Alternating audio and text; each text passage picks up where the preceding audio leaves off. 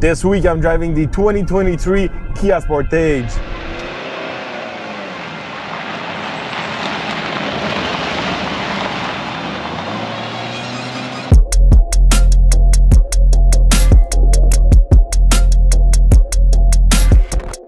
Brand new generation of Sportage for 2023. Now it's bigger and wider, and it really fits in between the Seltos and the Sorento. I think that's the right move for Kia, and they're claiming a lot of best in class now with that bigger SUV.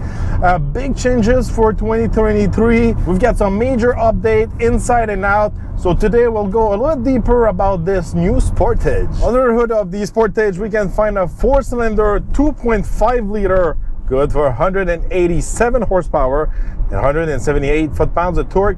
This engine is matched to an 8-speed transmission. Quite a surprise here under the hood. There's no turbo. I think this number of horsepower seems pretty low for a bigger size of SUV. All right, I'm gonna test the acceleration with the Sportage. We don't have a bigger engine under the hood, no turbos. This one is bigger with the all-wheel drive system. I'm gonna put it in sport to help it a little bit, but I'm not expecting a miracle.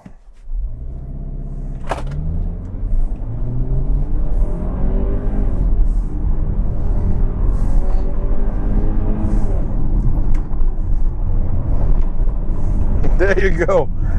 You can do the 0 to 100 kilometers in about 10 seconds, 10.2 seconds. This is pretty slow, one of the slowest car I've drove this year. Especially these days, we're getting more into the electrification with some electric models. We were really quick off the line. This is really slow and borderline not acceptable. You can do the quarter mile in 17.2 seconds. Of course, I guess, most Sportage owner won't hit the drag strip, but it's just to show you how slow this Sportage is. All right, on the road with the Sportage, first thing you notice behind the wheel, it's really the lack of horsepower. See, right now I'm trying to overtake someone on the highway. It's really slow. But I'm used to more powerful cars, obviously. But this week, for my point of view, it was kind of dangerous because I was expecting more performance out of this Sportage. I'm used to more performance, especially in this segment. So pretty slow, but other than the performance of the engine, everything else is fantastic. Super quiet inside of the cabin, super comfortable on the road. It will be a great daily driver. The suspension handled well, the bumps and the puddles and all that.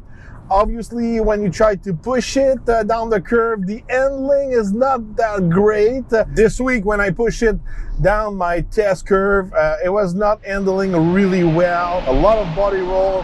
Obviously, the driving dynamics of this Kia, it's not the main focus. It's basically, daily driving comfort. If you're expecting something fun to drive and you can push it down the curve and having some good downshift and all that, even when you put it in sport, it's not that great. Design-wise, some big major changes for 2023. It's night and day compared to the old model.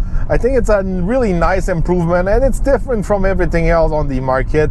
I feel in that segment, all these small SUV look like the same kind of design. You can easily mistake a model for the other ones. And this one, I think with this new design, with those new signature lights in the front, it makes, a big difference. You can notice from far away, it's a Kia Sportage. I really like that. It's different, it feels more futuristic kind of look, but I dig it.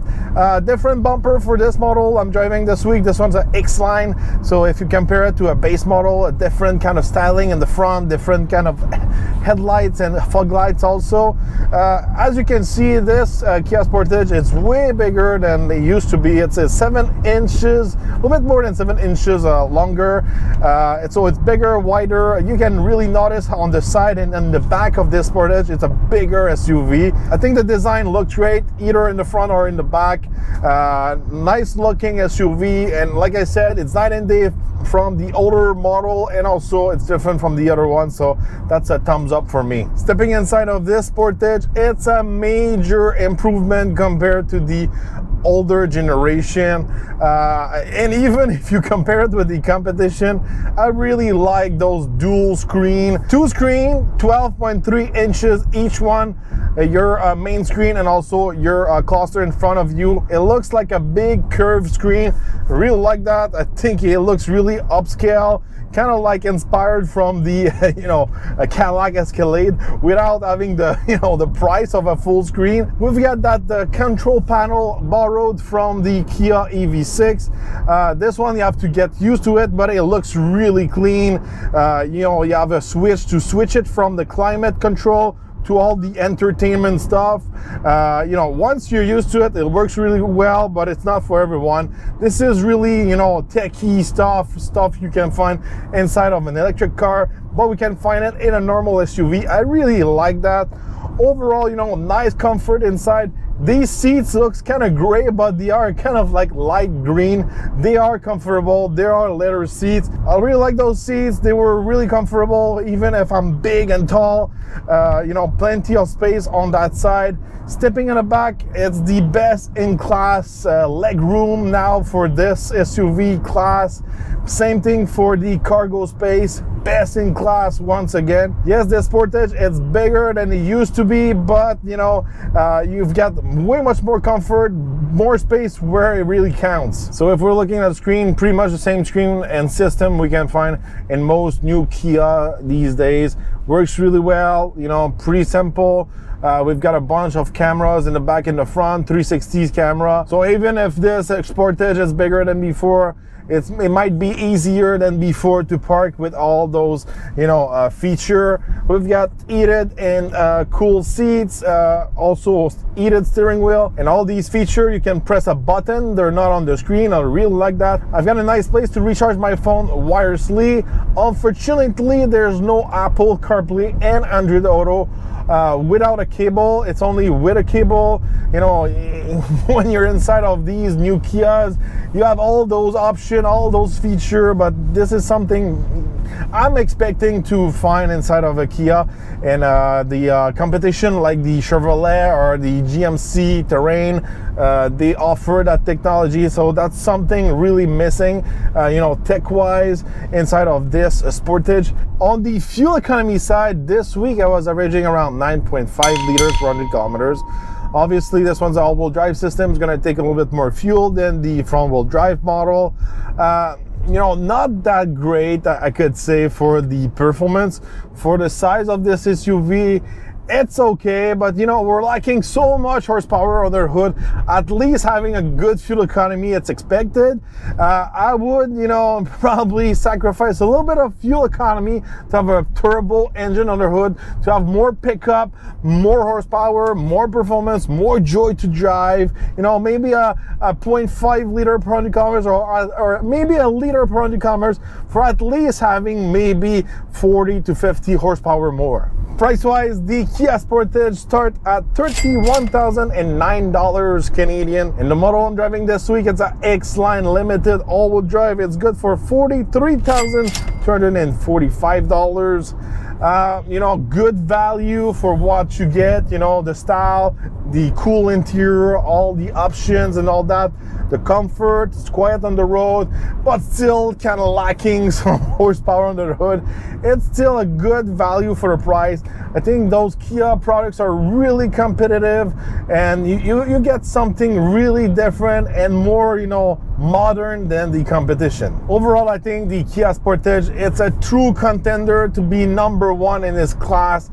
The only thing really lacking on this SUV, it's really the powertrain. There's a 2 other version you're able to get, 2 other powertrain, the normal one with the gasoline powered engine. There's a hybrid version and also a plug-in hybrid coming later on this year. Maybe more horsepower, better fuel economy. Maybe the value is going to be a little bit more, you know, on spot for the hybrid model. And also there's another pretty cool, interesting model you can get with the Sportage called the Pro Line model. This is more like a rugged off-road model, similar to the GMC Terrain 84. I think the Pro Line model looks kind of cool, a little bit cooler, more rugged. I really like that. So let me know in the comments, what do you think about this Sportage? Do you like the design? Do you think it's a nice package? Is it a big deal for you having a lack of horsepower under the hood, or you don't really care because you really want something to bring you from the point A to point B? Let me know in the comments. Don't forget to subscribe, like, and share, and we're gonna see each other on the next review.